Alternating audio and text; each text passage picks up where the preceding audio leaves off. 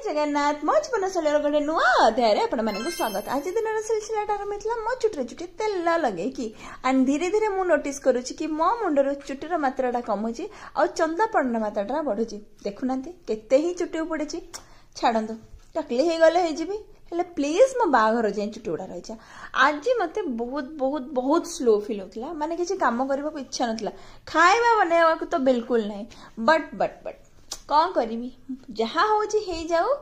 मते तो मो दिन स्टार्ट करवार अच्छी किसी नुही आबे मोर किसी बनवा इच्छा न था सेबे मोर भेंडी आ टमाटो कथा मन पड़े कहीं ना भेंडी गोटे भल परिबा आईटा बहुत जल्दी जल्दी हो जाए। सो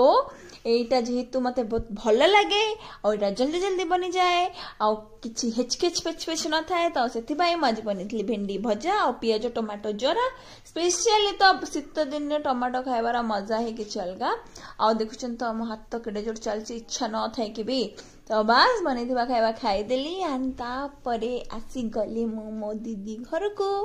बिकज बिकज बिकज काली आम कड़े गोटे जाऊँ एंड ओनली आमे नुहे आहरी बहुत जन आम सहित आड होती तो दीदी किसी काम करूला मुझे सहित मिसिकी तार बिरी चाउल बाटिदेली